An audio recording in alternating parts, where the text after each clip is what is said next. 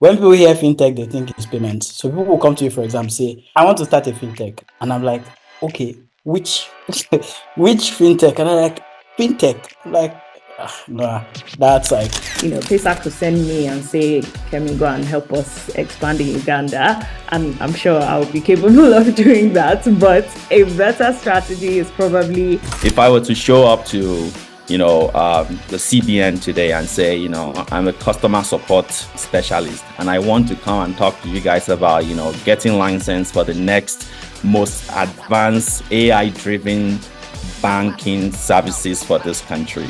They'll probably look at me like, are you okay? Like, So first off is the man you just heard from, Mallick Bolakale, right? He's the CEO of StartButton, seasoned startup lawyer and entrepreneur. He's based in Lagos, and he has years and years of experience handling complex compliance, legal, regulatory, technological, and business transactions. So he's a very good person to have as one of our knowledge experts.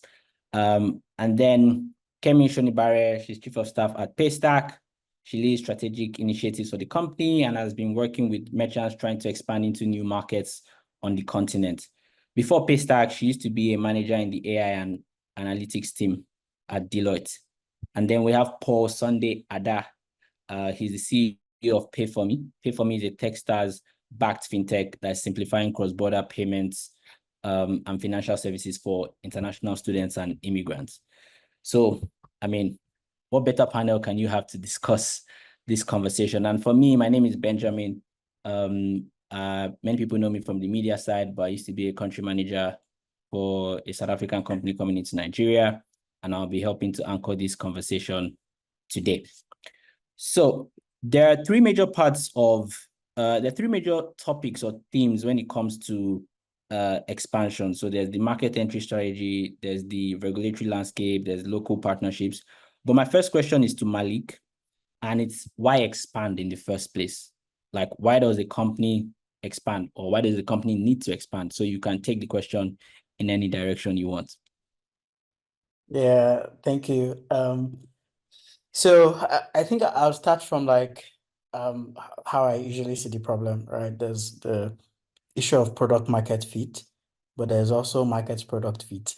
So the market you're in may not be fit for your product, right? And that instantly tells you that you may need to check other markets to see if it works before you decide to pack up totally, right? So you can launch a product in one market and see that probably is not doing so well, and you launch that same product in another market, and then you see it doing extremely well. And we've seen that with a lot of companies we work with. You expand them to they tell you, oh, you know what, we want to do business in Nigeria and everything. Okay, come on board. They start in Nigeria and they see that purchasing power parity in Nigeria is quite low for their business, and they're not able to make as much money. Then they go to Ghana, which they thought is a smaller country, and they're doing way more transactions in Ghana than they're doing in Nigeria. They're like, oh, wow, let's just focus on Ghana, right, and leave Nigeria. But it would have been difficult to tell if you don't try. So that's one part of it. The second bit is you may have outgrown your market. So sometimes, or you may have peaked as a product. Sometimes you build a product suitable to a market, but then there's either too many competition such that the product doesn't make sense in that market anymore. That industry might be saturated. There's too many providers.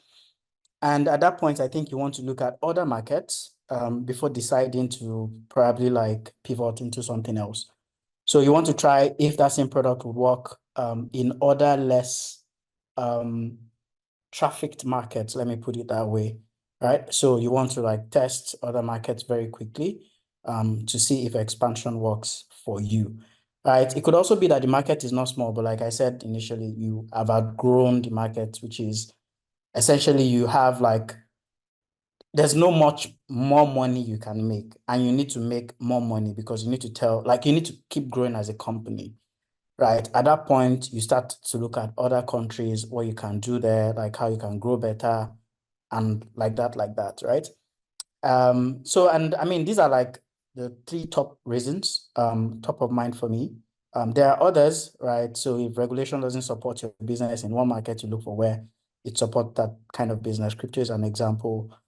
So there's just like multiple examples to this. So yeah, but I'll leave it there for now. Powerful introduction, powerful foundation. I'm feeling like I'm in a class already.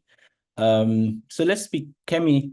So if we narrow down to fintechs, right? And let's assume like Mallick has said, maybe product fit or regulatory fit or, saturating the market, you now decide to expand to another African market. What are some of the biggest challenges you've seen in fintechs expanding beyond their home markets? I think I'll probably say three things. So the first one I would say, I guess Mallick did mention already about regulation, but regulation does differ by country. So I think some fintechs, especially smaller ones, don't have the capacity to meet the requirements of the regulation that exists across different countries. So that's one example. And especially where the regulation is particularly different, this can be quite a big challenge. The second one I would say is probably localization. So sometimes, you're set up in a country already, and then you have plans to expand somewhere else, and you think you can just lift and shift the product from one market to another. And then you get there and you realize people are not buying, you're not able to acquire customers. So if you don't localize, and that's not only in terms of language, it could also be in terms of just customer behavior in that market. If you don't localize your product, then you could also struggle to expand into another market. And then the last thing I'll say, which is a bit related, but is funding. So sometimes to expand, it does take like local marketing or local hiring, or it's also good to have local customer support, and all of these things require money, right? So sometimes fintechs struggle because they don't have just that disposable income sitting around that allows them expand easily. So yeah, those are probably three things that I would say. Yep, I agree with you. Regulation, funding, localization, those are three key challenges that many fintechs face when they try to expand into a new market. Paul, so when you run a cross-border business, by nature, you are already in multiple markets. True, yes. So if you could talk us through, what were some of the considerations, right, that Pay4Me made when it was choosing the market to either set up in or send money to, right? At Pay4Me. What were some of the considerations that you had? Thanks, Ben. That's a good one. So I like that Kemi had earlier touched about localization, right? And I think that kind of like plays into a little bit of context into deciding, how to go about the next market to go about launching in, or to go about doing business in. For us at Pay4Me, what really, the foundation behind deciding where to go next is based on interest, right? For instance, with Ghana, we would have, a lot of students reaching out saying, hey, we want to, pay for XYZ, and we know that you provide these services in Nigeria, or you provide these services in Kenya. Can you help us? So what we did was, we'll track instances of those. And, the more reoccurring those instances are, the more we are beginning to start to look into this local market and see how we're able to, go in there and provide these services. So that's kind of like at the foundational, principle, the foundational basis of how we kind of like approach new markets. Yeah, customer pool, that's a very good point, right? Beyond just looking at the market size, like Mallick said, you hear Nigeria has 200 million people, but how many of those 200 million people need your product or can even pay for your product? So thank you for sharing that, Paul. So Mallick, you've seen the recent funding slowdown, right? And, people that were doing growth at all costs, the dry powder to fund that is not as available as it was before.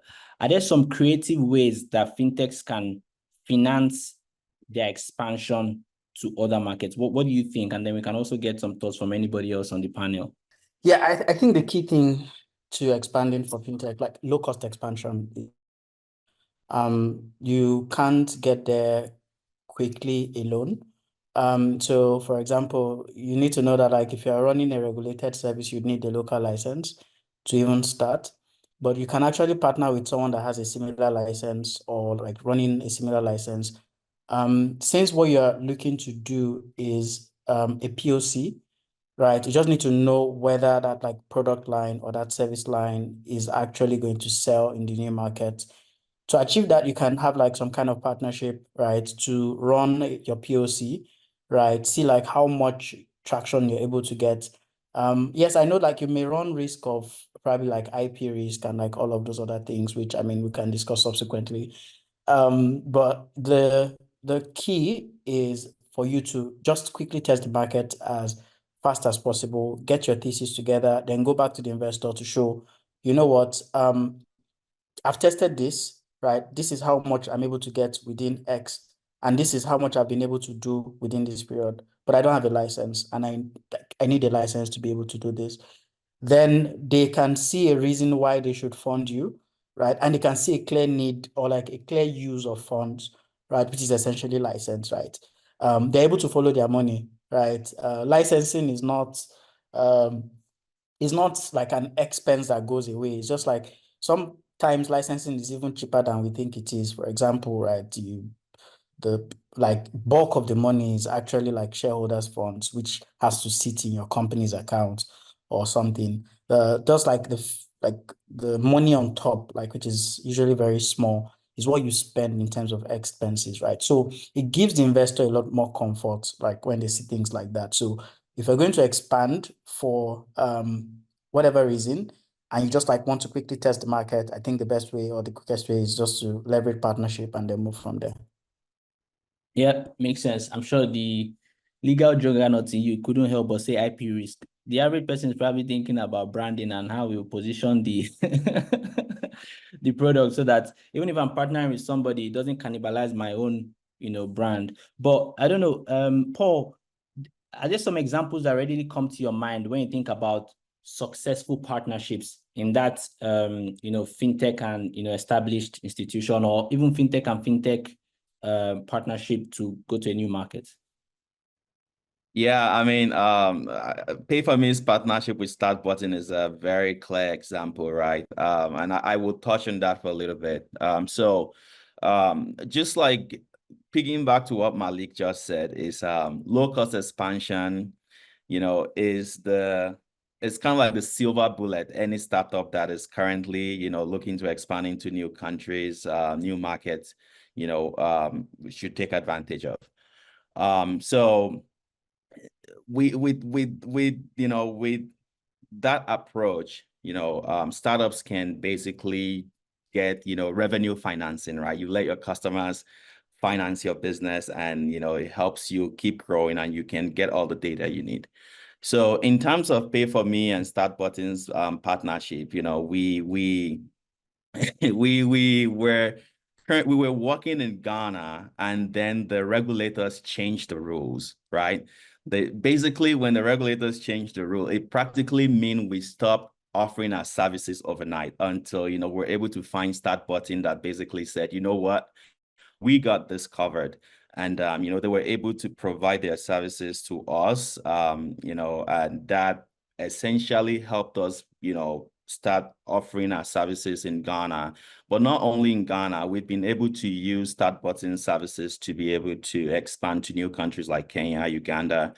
And the interesting thing was, as we launched in this new market, we started, gathering data, looking at the transaction volumes, and then we were able to put together some things to show to, our investors and say, hey, look, there is need here, there is some type of request going on here, and that has made a lot of difference in terms of, the other areas that we are working on. So definitely, I would highlight that we've had a lot of other partnerships, but I think working with StartButton has been the most seamless and most straightforward for us. Okay, yeah, that makes sense, because even as we have like fintech bank partnerships, we can also have what I say fintech and other company partnering together. And I think maybe towards the end of this conversation, we'll get Mallick to maybe shed more light on what that partnership between Pay for Me or the likes of Pay for Me and StartButton typically entails in more depth. But Kemi, you spoke about localization, right? As you know, one of the challenges that fintechs have when they go into a new market, right? Do you have any ideas or any suggestions on how fintechs can adapt their products to meet the unique needs of the customer in their expansion market? Some practical tips. Yeah. Yes, I think one example is speaking to people who are already like other business that are already existing in those markets and just learning from them what has worked and what hasn't worked. Hopefully, well, at least at Paystack, we're pretty good at like sharing our learning. So hopefully you find other friendly businesses in other countries that can also share from their experiences. So I think talking to people to figure out what works best there. I think another thing which I mentioned briefly before is about having local customer support. So a lot of times we've seen at Paystack, like when we go into a new country, if someone has a support issue and they pick up the phone to make a call, for example, in Kenya, they want to be talking to a Kenyan. So that's an example of something else that you can do. I think another thing is maybe like having events and trying to engage with the community on the ground so that you can establish like your presence in the market locally. Yeah, I think those are probably the things that I would say. That's enough. If they want more, they should pay you for consulting. But yes, just to recap, basically, when you speak to people who have worked on the ground, you get some insights, and then local customer support.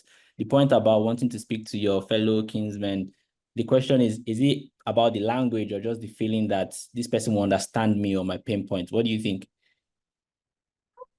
I don't think it's just about the language. I think it's also because, for example, in some languages, in some countries where English is the first language, it's not really a language thing. But sometimes people just feel, I'm talking to my person or my brother or, however they refer to it in different countries. So I think it's just sometimes there's scenarios where customers will feel just more comfortable and more like it's, it's our own product, our own country thing.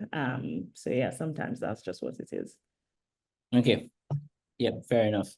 Mallick, have you seen, so if you look at the partnership triangle, or in this case, we can even start with just a straight line. So there are banks partnering with fintechs. There are banks that partner with telecom or telcos. Which ones have you seen the most in terms of like partnerships? And then if you can paint some use cases that those kind of partnerships have enabled. Yeah, so I think it will depend on a couple of things, the country and your product. So number one, if you go to countries like Kenya, you will need the bank, but if you need to collect from people, then you will need the telcos. But the issue sometimes is, okay, let me just focus on Kenya before I go to others. With Kenya specifically, there's one big provider who is like the major provider, M-Pesa, right? If you don't have M-Pesa, I mean like 90-something% of all the transactions that happen, right, happens with M-Pesa. So if you don't have M-Pesa, you basically don't have anything. The problem with that is if you go directly to M-Pesa, it will take you, I'm not joking, it took you like an average of almost a year. It's like getting the license before you get onboarded, right? If care is not taken, right? So you would want to go through like a banking partner to get to an M-Pesa, right?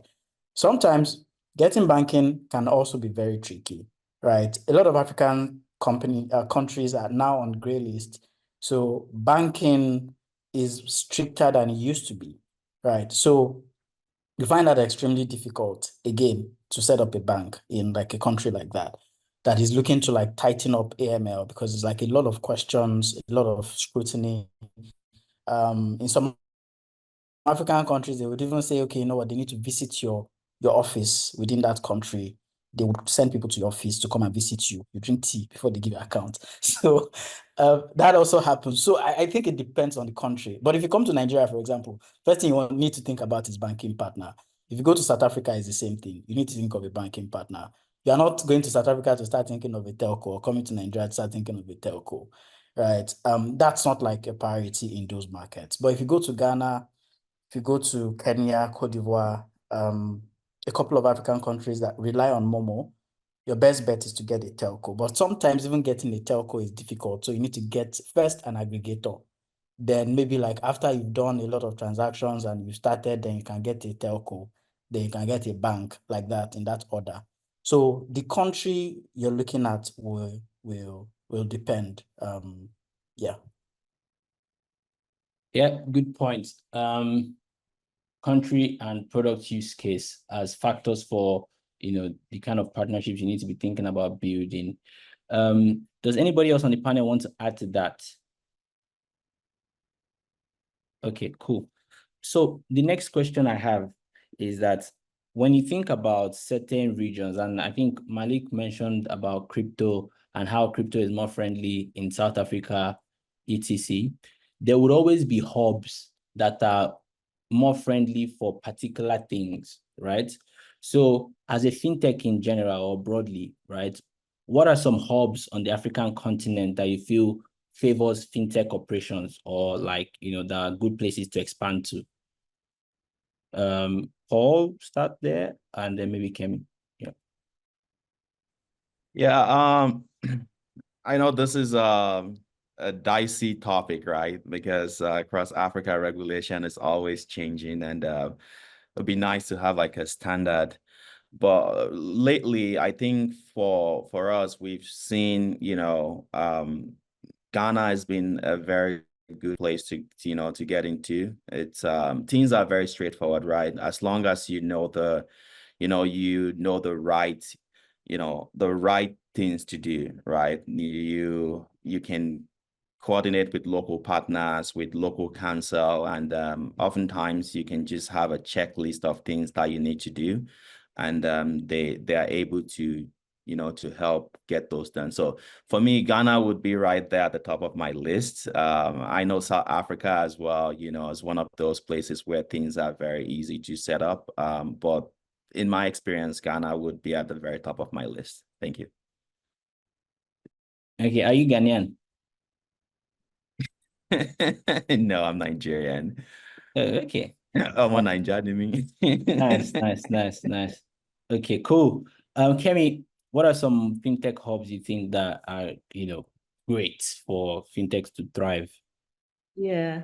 So I agree with Ghana, South Africa. I guess just to add, and I think we have spoken about all of these countries a little bit. But I would also say like Egypt is a country that I'm hearing about a lot now. Large population. I think they're also moving in the like digital forward kind of thinking. I would say also Kenya, there's been a lot of like funding going into Kenya recently. So I think it's becoming like quite a hotspot and becoming quite attractive. And then I guess somewhere else I also hear a bit more now is like Ivory Coast, is also somewhere that seems to be picking up traction. Yeah, those are probably the countries I would say. Of course, Nigeria, but there are definitely like regulatory hurdles in Nigeria, but I do think there's a lot of opportunity here. Yeah. Yes, that segues us to the next question. So start with Mallick. What are some of the regulatory hurdles that you think fintech startups should prepare for as they go into an expansion market? That's a big question. So there's like a lot. First is something a lot of fintechs don't do. They don't get enough context before starting, right? For example, even starting from the word fintech, as basic as the word fintech, when people hear fintech, they think it's payments. So people will come to you, for example, say, I want to start a fintech. And I'm like, okay, which which fintech? And I'm like, fintech. I'm like, no, that's like too broad, right? For a start. So the most important thing I see is people need to get a lot of context on what is required for the nature of business that they do. Sometimes you find that the nature of your business might cut across several fields, right? And like several things, and you need to like probably get a bunch of licenses, not just one, right? So at that point, I think it helps you decide how to shape your business model. Probably you want to focus on one business type before moving to the other, because the regulators are also like being careful for you to not commingle funds, right? You see a business, for example, a payment company doing payment on one hand and doing investment on the other hand. So the money that they take for people's payments, they go and invest it where merchant is expecting payment in T+1. When it's T+1 to pay, the money is hanging somewhere. You can't pay the other guy, then everybody is crying. So like, you can't also blame regulators. So they need to figure out things like that. So you would need, I think that's even more common with lending companies, right? So they take investments on one side from like people investing, and then they lend on the other side. Yeah. So you need to like look at what's required based off your business model. And I think another big thing with like regulations and like regulatory stuff is people need to stop this idea of they just name other companies that they feel are doing like similar things without actually looking at their business case specifically, right? You can be doing savings and loans, but you are very different from a PalmPay, for example, in so many ways, right? Or a Money Point, or like, so you need to look at your business case, because some of the companies that we've spoken to say, oh, you know what, we're a savings company. Then when you look, they're doing FX on the side, a lot of things. Then they get an MFB license. With an MFB, you can't do FX. So it can be problematic. So that getting that understanding right before you start like doing whatever you're doing is like pretty important from a regulatory perspective. So, and why I said it's a big question is because like fintech is broad, right? So there's like different aspects to it, and those different aspects require different licenses. And if you're smart enough, there are some that don't even require license. But then because you see another person getting license, you then rush to go and get license. For example, someone wants to issue virtual cards. Like there's like different types of virtual cards. There's closed and open loop. You have a closed loop card where you're looking for license. Then you go and get a banking license for a closed loop card. That's just pure waste of money, right? Pure waste of money, pure waste of time and effort and resources. So those are like some of the challenges you find with a lot of fintechs. And it's like pretty important for them to just like get an understanding of what they want to do. The last bit I think I'll mention is getting an understanding of what your long-term goal is, as much as you have an idea of what your short-term goal is. So for long-term goals, a lot of times you can start as, looking for a good example, you can start as like a payment company, but your long-term goal is to become a bank or something, right? The best way to start is not to go and get a PSP license in that instance, because then within 1 month of getting that license, it becomes automatically useless. If you want to start holding money with a PSSP license, you can't hold money. So you get the license, you launch. The moment you launch, you discover that you cannot hold money, then you are chasing another license for another 2 years. That's a problem. So you want to structure your business, right? In fact, it's safer for you to say, okay, you know what, let's do credit first. Since what we want to do is like banking, let's do credit first, right? Lend people money, get customers, validate, then move to something else. I mean, with that, you can go and get probably a lender's license from maybe like Oyo State or somewhere like that. One magistrate to just quickly give you license like in 2 days, right? And then you sit there, you do digital lending, you start lending, then you move from there to, okay, we have like a lot of customers now. People are beginning to ask us this thing. Let us find another way to do it. Then you do that. Then you move in progression, and then you move towards your goal. But a lot of times people look at like only their short-term goals. And when they start growing as a company, they just abandon a lot of stuff, and then they're looking for who will buy license. That's like not the exact way to go. There's also the flip side of things where you focus on your long-term goal and you forget to start with your short-term goals. So it takes you another like 4 years to even launch in the first place, because you're looking at 4 years down the line as opposed to looking at today. Examples, right? You're looking to, I use the same example. You're looking to like become a bank, right? Then you're waiting for the central bank to issue you a banking license, which will typically take 1 year or 2 years in some cases. You haven't thought about the fact that you can go and get like a SEC license, right? Maybe like it takes you 2 months or so, and you start doing investments, collecting money from people investing and getting it back and seeing like how that goes before you progress into becoming a bank. Or think about like doing cooperative just to test your model, a couple of people together giving you money to save and then invest and then give them back their money, right? Which is like a quicker way to do these things. But then you look at things from a perspective of you want to become a bank. Then you're from day one, you don't even have a product.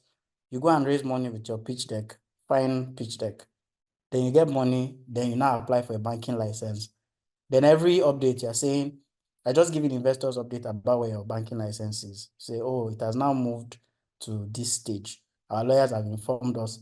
For like, you do that for 2 straight years. Whereas another competing company that, I mean, has gone very far.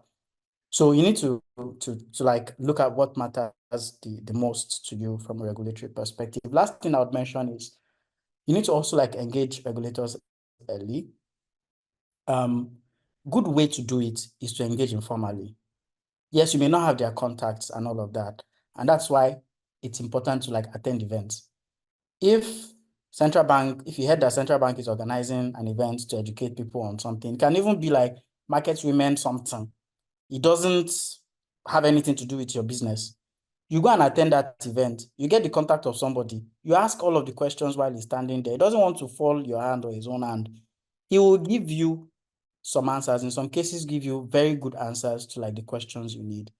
Now you've formed an opinion in your head, and using that opinion, you can essentially build on it. That's like another very big mistake people make. So you're waiting for like writing formal letter, doing all of those things. I mean, those things are also good though. I'm not saying, but like you need to think as a startup, like start lean, as lean can be, right? And that's like the way to do it. So I guess that's it from my end. Sorry, I took a lot of time. Let's share the grace. Mallick, you've taken us home. But yes, I think there were so many salient points. I was typing at some point and I'm just like, okay, let me just stop typing. But thank God the recording is going to be out soon. So if there's anything you've missed, you can catch up on it. Before I go to my next panelist, I just wanted to let people in the audience know that you can start sending your questions and we will start picking them and answering them as much as we can. So please, the host, can you work with me to shape, who should answer what, and the question that we should bring up on stage. So you can just send me a private message. Okay. Cool. Does any panelist want to add anything to the regulatory hurdle lecture? I think Mallick covered that fantastically. So okay, cool. I think maybe just one thing to add would be that if you're expanding to a new market, be prepared to see some things that will shock you, or not really shock you, just some things that you cannot easily map one-to-one with your home market. So for instance, if you're a mobile money operator in Nigeria, you can relatively map e-money license in the UK to mobile money operator in Nigeria, right? But there'll be some other license classes or some things that don't even require license, like Mallick said, that you might struggle with because of where you're coming from. So you need to keep an open mind and be ready to learn about this space and how they do things in that area.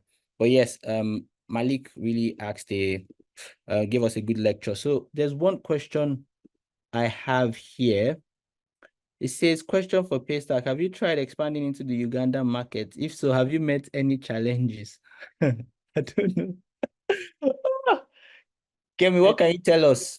It's a short answer. Uganda is not on our like short-term roadmap. But Mallick, StartButton can help you in Uganda, but not Paystack just yet. Okay. Thank you. Therefore, pay for me. Someone said, pay for me said they measure if they'll enter a new market based on customer demand. How do you determine if those potential customers are not just one-time customers, right? Versus like customer retention. So you can think that this is the hot market, and then when you launch the product now, we'll use it once and bounce. Like, what do you do? All right, that's a good one. So I'll say data is your friend, right? In as much as data is your friend, but also patterns are your friend, right? So we deal in an interesting market where we even though we collect the data, we also follow the patterns, right? And in terms of patterns, you look at the international student education or our primary users, their LTV are typically, their lifetime value are typically 4 to 6, 7 years. And for averagely, right, these are people who would, pay for several things, right? So you need to look at the data in terms of just making sure there's some recurring components there, and we have something in our company where we have we call it like founders led sales. I usually would talk to these people and reach out to them even before we go live in the market, right? Once we start looking at seeing people reaching out from those markets, I reach out to them to understand the nature of the payments that they're trying to make. So that basically helps us to contextualize kind of like using the data that is publicly available, and also using kind of like our conversations with these individuals to contextualize what type of markets we're going into. And for example, international students who come to the US, there's data every year, right? So you have this data every year that is published by the US state government that shows, and a lot of countries do that, Canada as well. It shows how many, the number of international students that are coming to each country every year, right? So you look at Nigeria, which is kind of like the leading one in Africa. Then after on that list, you have Ghana. So when we look at the list, right, when we look at the request and we also look at the data, and then we're able to use that to make a determination as to, how hot this market is, how reoccurring the market is, and what are the possibilities of getting reoccurring business from these countries. So I would say there is no one size fit all in terms of determining, if this is a market that would provide you with recurring transactions. But when you look at the data and you look at the request, you're able to draw some parallels, and hopefully you can test it quickly, right? You can test the market quickly, utilizing partners, etc., and then make it a long-term decision for your business. So that's kind of like some of the approaches we take at Pay for Me. Interesting. So collect data but follow patterns. It's kind of a way I'm phrasing it in my head.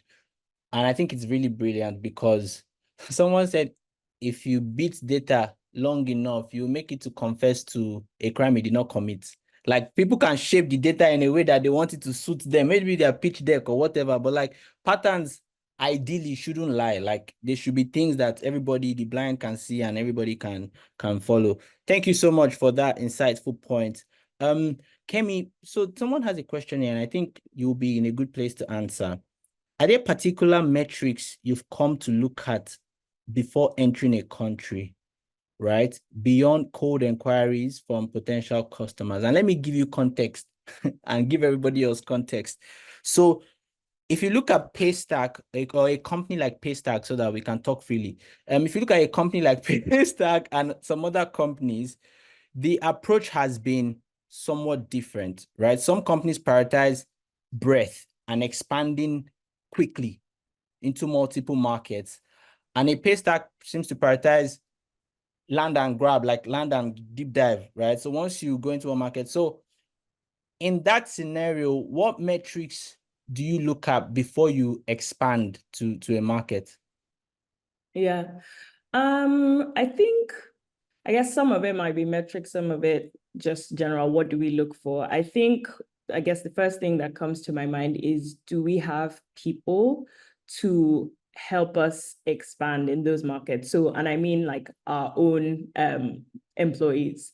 I think originally at the beginning I mentioned about localization. So do we have, because yes, like, Paystack could send me and say, Kemi, go and help us expand in Uganda. And I'm sure I'll be capable of doing that. But a better strategy is probably, Kemi, can you work with, we've identified XYZ person in Uganda.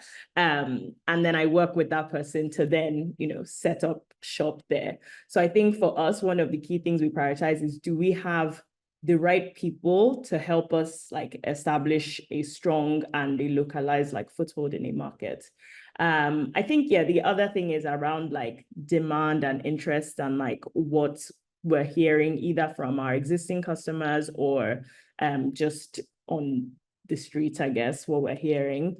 I think another thing we look at is if there's a gap in that market. So if because one thing about Paystack is we really like to do things well, and I think that's why we go for that depth and not breadth. So if we find that, yes, there are competitors in a market, but maybe people in the market are complaining about reliability or their like feature requests, there's something that customers in the market don't have, and we see that there's a gap and something we think either we're already strong in or we think we have the potential to be strong in, then we can go ahead and target a specific market. So I guess who the existing players are and what they're offering, we want to make sure we have a strong value proposition.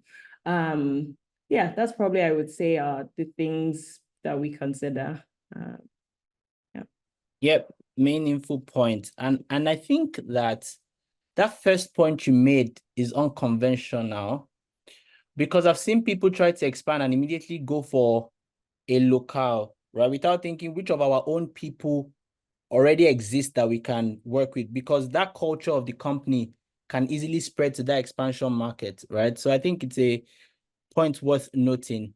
Mallick, I have a question, and I think everybody can participate in this question. So when you think about expansion, right, the leadership style can be one of centralization or decentralization.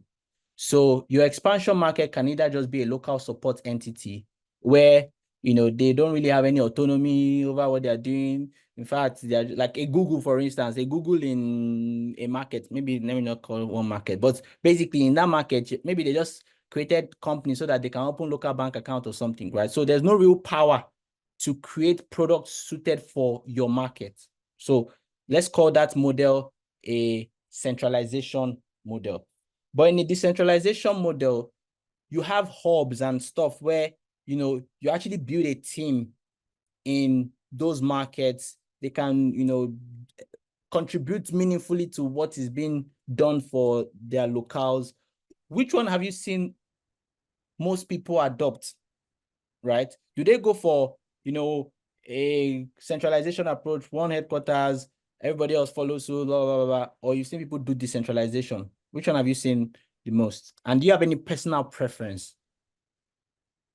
Yeah. So I've seen both, but it depends on the stage of the company, on how big the company is, a lot of times. So for like a very small company, you won't expect that you'll hire people everywhere and set up everywhere. Office cost alone, right, is a lot of money, right? And you don't want to like spend all of your money on setting up offices everywhere, right? So for early stage companies, what you'd find is they just like have maybe like 1 or 2 point persons. Usually they start with like a customer support person on the ground, and then like they just leverage the person to then like build out a team. Ultimately, that person would maybe continue with the company to become like an operations manager or like people in that role. That's like what's most common for startups.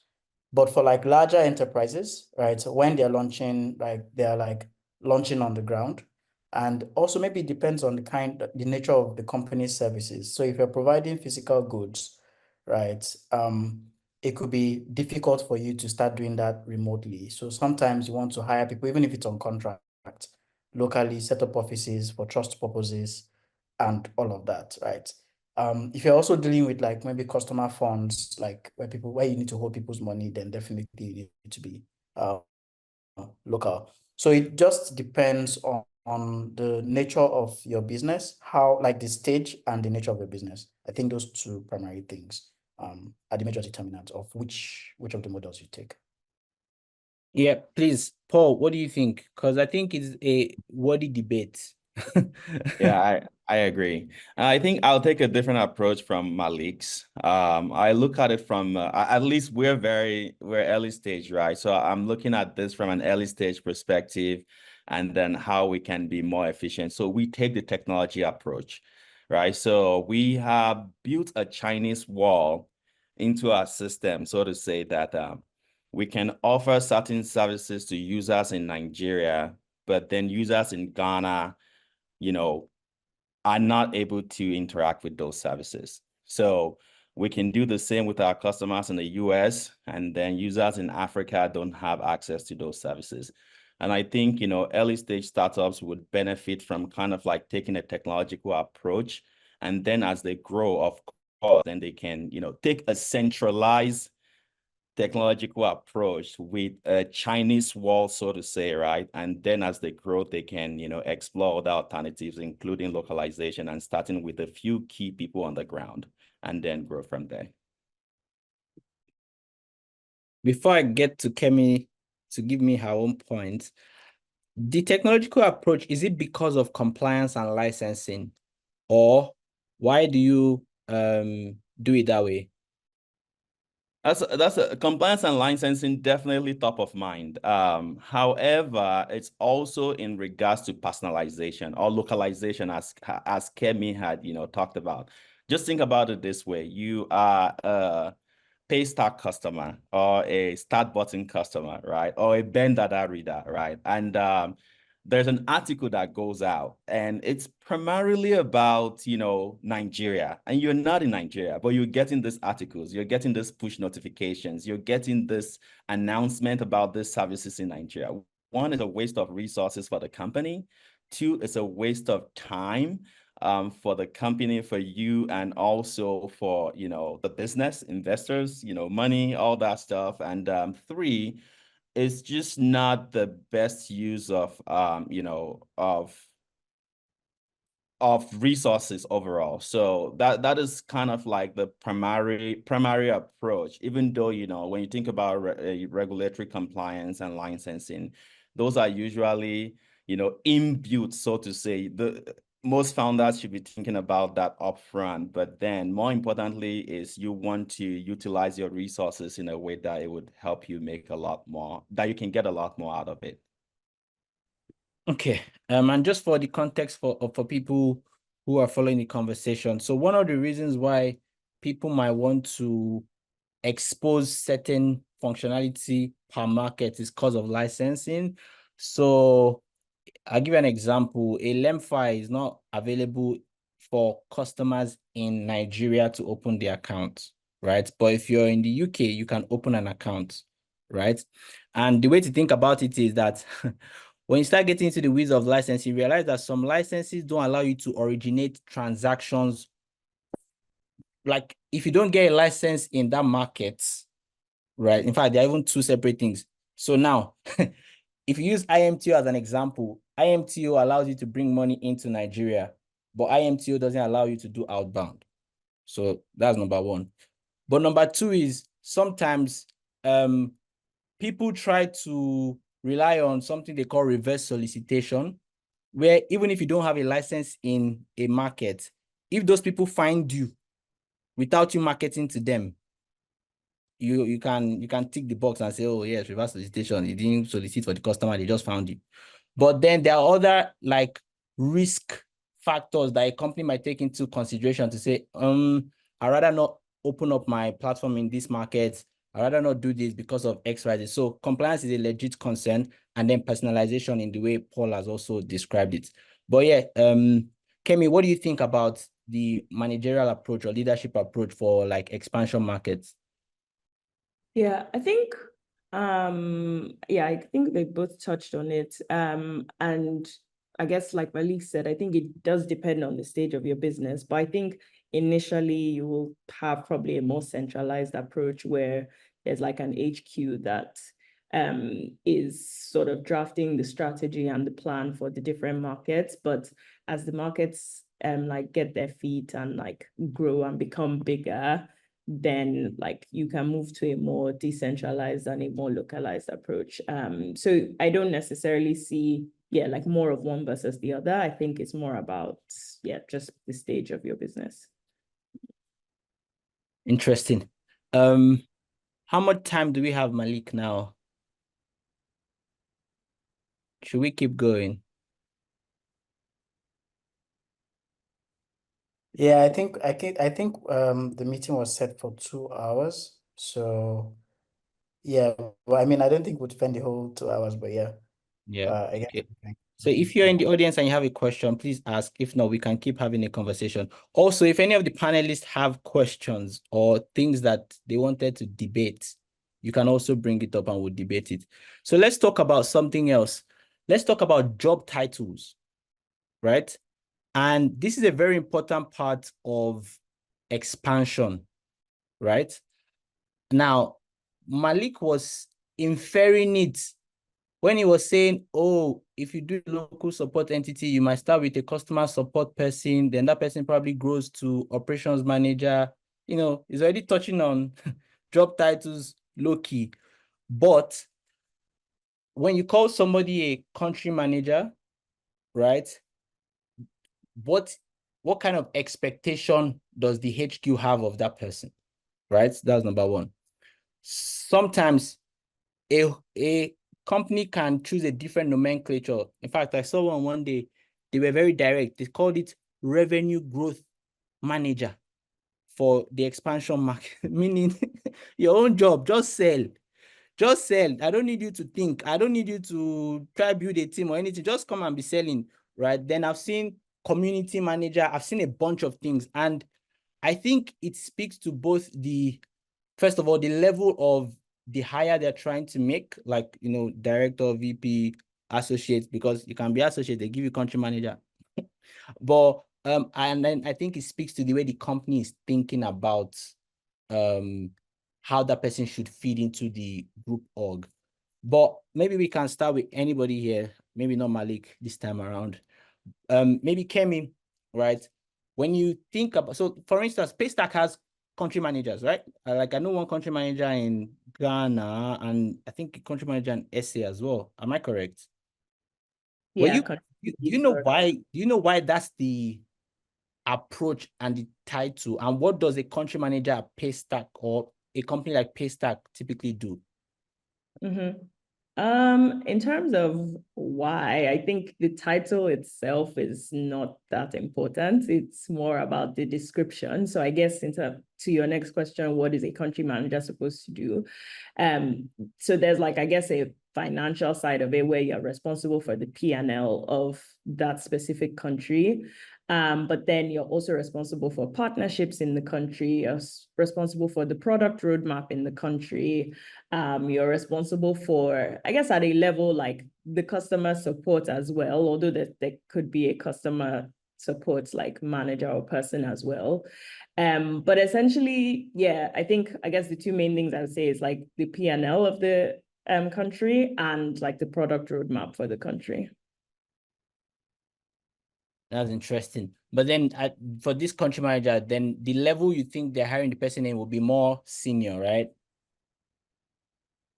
Sure, it depends. Because because if it's do you get what I mean? Like if you're looking after P&L and you know, product roadmap, maybe you can say a product manager with like some years of experience, but P&L seems like something more like a lot of responsibility. What do you think about that leveling?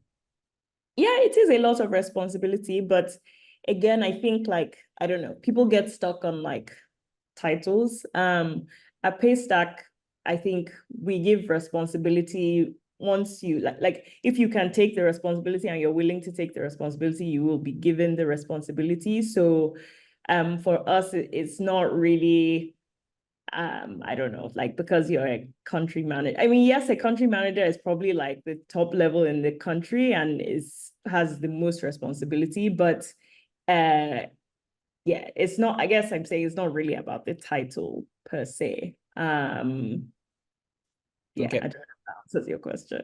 No, that's fine. Paul or Mallick, who wants to take that on next? I'll go. I think titles are a slippery slope, right? They could really, to Kevin's point, they could really just present this aura that is not necessarily there. But I think what is more important with expansion is finding somebody who can get the job done, right? However, at the very early stage of our business, right, I ran into some, we ran into some issues where we were throwing titles around, right? And then eventually we sat back and realized that, there's no point in saying this person is head or something, or this person, we're like very tiny. There's no point in saying this person is, this person is that, right? Just give them a title that, in line with the job they do. And maybe you want somebody to be able to identify that this is who is in charge of marketing, right? And then you just, give them the deliverables and the KPIs and let them go to work. So I think that's the approach in terms of expansion. I think that works best. And also, it just saves everybody time and headache, and it makes it a lot easier for you to, have people deliver and move the company forward. So, yeah. You've spoken like a founder. You've spoken like a founder. Titles don't matter. What in person want to put for CV? What do you want me to put on my CV? Right? You give me product manager now. Tomorrow you bring in somebody, you call him VP of product. What am I supposed to do? So I like your perspective. And we've held it. But Mallick, do you have another? If you're a founder, I know where you're going, but I will come here and counter it. What's your own perspective? My own perspective, I mean, I agree with both perspectives, but like I have a small perspective that might be different, right? So when you think of expansion, and I mean, this is not, I hope I will not be quoted anywhere for this, but yeah, this is the thing. Kemi sort of mentioned it earlier, that look, some people will be more comfortable with working with their people, right? So you go to a country in Africa, I won't mention names. You go to a country in Africa, and then you get there as probably a South African or a Nigerian, and you're like, oh, I'm the CEO of X, and I'm here to do Y. And the question is, okay, we don't know you. You don't have residence here. You don't have work permits. So like, are you a CEO? You can't work. You can't work here. Then you say, okay, you know what? I'll get a local person. Then you get a local person, and then you call the person customer support. You give them title, customer support. And your regulator looks at you, right? We need someone in the C-suite, right? So we need the CEO, the CCO, the CFO, all of these things. And the question is, where are they? You will run into issues, right? So at that point, I think what's now important is culture. So whereas people know that, yeah, I mean, I'm being called this thing, but like, I really need to drop this thing somewhere. Like, see whatever that I'm called is just to give people comfort and to answer regulators, but in-house, I am doing whatever it takes to make the business succeed, right? But those titles, you cannot run away from it, right? So even if you try to run away from them from like, yeah, different angles, some customers will be like, I want to talk to your CEO. I want to talk to your CFO. That is like, if you deal with traditional businesses, you will need those titles because some people are just more comfortable with talking to people with big titles, right? So when any other person in the company reaches out to them, they may not even respond to the email, right? So you will find issues like that. Now, from a regulatory standpoint, again, right? Regulators want to see that their people are also employable. You're not starting a business somewhere and then bringing like importing talents. right? The regulator will look at it and say, are we that dumb? Like, is it that we did not go to school, right, in our country, that you'd find people who can actually deliver on those roles? So, I mean, that's like my slight, what would I call it now? Yeah, perspective on it, right? So at that point, I think the titles would matter, but the culture is more important for people to know that it's not about title, right? Titles are just like maybe for your CV, for regulators, for like people you're dealing with, customers and all of that. But like in-house, yeah, it goes beyond title. And Ben, Okay. can I ask a follow-up to Mallick real quick before you come in? Go on, go on. Okay. You talk about culture, right? And I think there are two culture, at play here. You talk about the company culture, but we're talking about expansion across Africa, right? But I think we also have a culture of titles, right? So when you look at Nigeria, for instance, right, you show up and just like your question, right? If I were to show up to the CBN today and say, I'm a customer support specialist, and I want to come and talk to you guys about getting license for the next most advanced AI-driven banking services for this country, they'll probably look at me like, are you okay? Like, but if I show up, alternatively. So I guess my question here is, how do you place the difference between, kind of like, because when you see like our culture, right, in Africa, across the continent, also plays into how we work, right? Because if I'm the HOD, then you have to respect me, because I'm the HOD. So how do you balance both? At least it's a question for those that are, more advanced in this case. So Mallick, I just wanted to add that follow-up there. So let me interject. Mallick, maybe write it down. I want to make sure we take somebody's question from here. But this conversation, when we started the conversation, it was looking very basic. That title, everybody was laughing. Now you see that it's not that simple, right? We will come back to it. There's a lot to unpack, because there's so many people and so many things it affects. It affects the employee that you're employing with that title. It affects the consumers in the market that you are, going to. It affects the regulatory aspect of things as well. So we'll come back to it if we have time. But very good question. And maybe somebody or all of us should write articles about it. Somebody said on the technical side, does anyone have any recommendations for hosting platforms, like cloud hosting platforms, or where can they learn about resources that fintechs use to set up like infrastructure? Does anyone have any thoughts on that? Yeah, so we use payment log. I mean, like for like company-wide trainings and stuff on like fintech and related stuff. So we work with payment log. I wish I had invited Ify to this webinar as well. Maybe like some other webinar would invite Ify to like speak to other stuff. I mean, outside the expansion. But yeah, payment log is a good way to start. Why? So there's like 1001 courses out there. Like there are like a lot of books. I mean, I can mention a number of books you can read on like fintech stuff.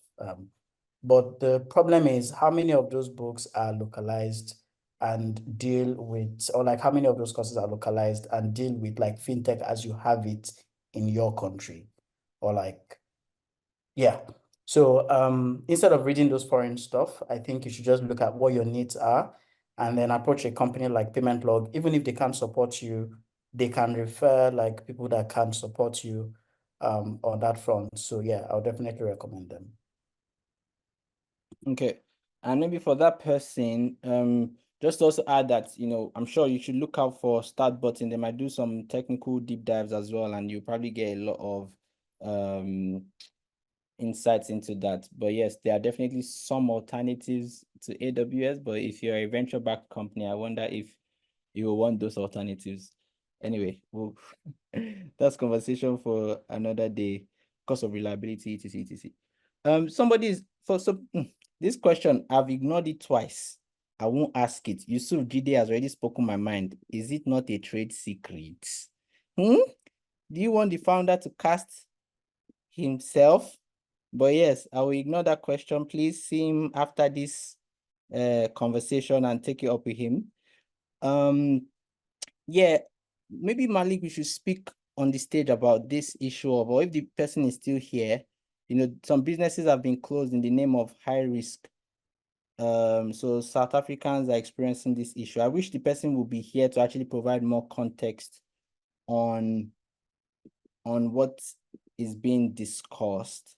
So, because I don't know if the high risk is from the residence or the nationality of the UBO, like the nationality of the director and ultimate beneficial owner, or if the high risk is based on the country, like where most of the customers are. So I'm not really sure what question the person is trying to ask. Yeah, I think we've pretty much covered all the questions. So if you're the one that asked that question, you can signify, put your hands up, and someone would invite you to just clarify. Yeah, but I mean, hi Benjamin. So I tried to answer the person because I had asked the question previously. I tried to provide like some answers there. So it depends, like again, nature of business, because like businesses being closed will depend on the nature of your business, right? So when you are in Rome, they say you should act Roman, right? The fact that you have a strong business case or a business that makes a lot of sense doesn't mean it is legal everywhere. TikTok is illegal in, I think, Senegal, for example, right? Everybody in Nigeria enjoys using TikTok. So it doesn't matter, right? It might just be that it doesn't align with the country's um, um, goal, right? Or like the way things are done in the country, right? So if you take like a crypto business, and sometimes it's gray, if you take like a crypto business, for example, and you are launching a crypto business in a country where, I mean, yes, crypto is not outrightly banned, but they've said banks don't deal with crypto. Then banks are going to tell payment partners, don't deal with crypto. Payment partners will tell other people, don't deal with crypto. Then you do crypto, there's risk that your business is going to get shut down. And yeah, you can go to the law and say, oh, but there's nothing in the law that says people cannot do crypto. It's the same thing in Nigeria, right? So it's not like the law says you can't do crypto. The law has only said banks should not work with crypto. I mean, even though like there's like indication that that might be reversed somehow, but right now, if you're doing crypto, banks may not be able to work with you. If they're working with you before and they find out, they may disengage their relationship. So it all depends ultimately. I mean, it could be on moral grounds as well.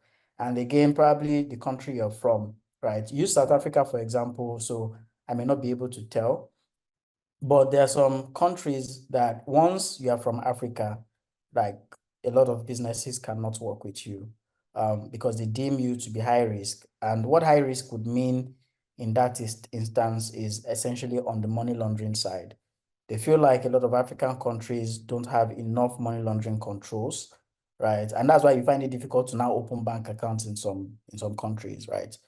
Because like those countries are deemed to not have good money laundering controls, advanced countries would usually refuse to work with them. In fact, it's bad that if you have a company offshore in those countries, right, and you're trying to now expand to Africa, right, if you set up a local entity in Africa, it becomes a problem for you offshore, right? So that's why you find that like a lot of international businesses don't even want to like invest in like setting up local companies in Africa. It's deliberate sometimes. It's not like they don't know how to do it or they don't know what to do or they don't have the money. It's essentially that they are avoiding like other issues with partners and like you don't want to destroy what you've built for like 10 years in just like 1 year because of a market that is probably like 2% of what you currently earn. It doesn't make sense. So it will depend on like those factors. Yeah. All right, thanks, Mallick. I think we're getting to the end of the session. Does anyone want to speak to ask a question? But also, I wanted to give a shout out to Siatemba. Did I pronounce your name correctly?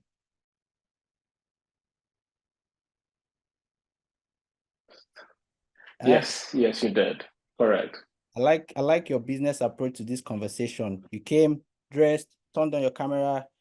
I mean, if you have any question or anything, please feel free to ask. You've earned it. Or any comments. Yeah, so Sia is always on point. Every time it's just a call, it's just like turns on his camera immediately. I'm like, yo, let's turn on my camera now. Ah, goodness. You guys are flattering. Thank you. I think, firstly, thank you for the invite. It's been a wonderful conversation to be part of and to hear all the various contributions. I think there were a lot of subject matters that were touched on that I felt like I could have a contribution, but I just wanted to allow the speakers to actually continue and, make their points heard. So it was very important to actually hear the different points. And I like the fact that it takes my thinking outside of what I'm used to. It goes back to the subject of culture. We all have these cultural inclinations that we build our ideas around, and we create assumptions, and we start turning those assumptions into a reality. So I think this type of dialogue is actually important to start dispelling those myths that we build around our own assumptions. So I like this discussion. So thank you for inviting me. Thank you so much. And I mean, by all means, please go to StartButton's Twitter or write an article, share with us. We're very happy to, continue the conversation with you. Someone asked a question, and that would be my final question, and then I'll hand back to the host. From the expansion side for a fintech company that wants to operate with terminals as well as engage in payment solutions. So I assume he's speaking about hardware and software. How will such a company be able to break in, considering that they require the PSS, I think you missed a P, PSSP and PTSP licenses? Does anybody understand the question? I feel like the question is about how do you get started without using or getting those two licenses? Is that the question, Stanley? Or you want to clarify on it, like by verbalizing it? So my question is, good evening, everyone. So my question is for the expansion purpose for fintech organizations. You're moving into a new territory and you do not have these licenses, of which we know are basic for payment solutions. So how do you break in, pending when you get this approval, usually from the central bank authorities of those new areas, those new countries? Can you shed light on that? Thank you. Yeah, so like I said, the first thing is like try to partner. If partnership doesn't work in the country, then you need to like now go full on. But before you commit to doing that full investment, you need to also like just make sure that your business case makes a lot of sense for that country. But the easiest way to do it first is partner, work with existing companies, and then get started. Then from there, you can morph into like getting your own license and all of that. But just have it at the back of your mind that partnership might just be for like 2 months or max 3 months. Yeah. So you need to know, like, you need to have like either a plan B or have like a next line of action. That's one. Two, if you have enough money, because I don't think you said the company here doesn't have money. This one has money. So if you have money, you can just acquire a company, right? In the new country. So if you have enough money, instead of waiting to get a license, you can look for a licensed company or a license and just like go the acquisition route. Acquisition route doesn't have to be 100%, it can be 60%, it can be, yeah. But those are like ways you can essentially start very quickly. All right, thank you. Yeah, and also just also figure out what the equivalent of PSSP and PTSP would be in that market, because in that market, it might actually be joined into one license, but you're thinking about it as, oh, I need 2 licenses, so it might be scaring you a bit. You might be lucky a TPP in that market can solve what you're trying to do. So yeah, that's something to consider. Thank you so much, everybody. Thank you, Kemi. Thank you, Paul. Thank you, Mallick. I've enjoyed myself on this channel. Mallick, please, let's find a way to continue that titles conversation. But at this point, I will yield the mic to Mallick and the StartButton team. Thank you. Yeah, thank you so much, everyone. I mean, thank you so much, everyone that joined. This has been like a very robust session. Very interesting, engaging as well. I know like a lot of us have like questions and like would have like follow-up questions. Please feel free to reach out to the team. We'll try to like answer your questions via email or like whatever channels that you reach out on. You can also ask questions on social media. We'll try to provide you with context and answers, right? We're not oracles, so don't take our word for it. Sometimes you need to like do your own research and double check, which is like very important. But yeah, thank you so much. And then to the panelists, I mean, you guys were amazing. Benjamin, thank you. Thank you, Paul and Kemi. And Sia, yes, thank you so much, man. I think we'd have like one session for like travel industry where like you'd be able to tell us a lot about travel. Yeah, so I mean, Sia is from Canada Visa, by the way. So he works with a company called Canada Visa. They help people get like visas across Africa, like Canada visas across Africa. So if you need a visa, right, there your go-to people. Yeah, thank you so much, everyone. Thank you once again. Yeah. Bye-bye. Well done, guys.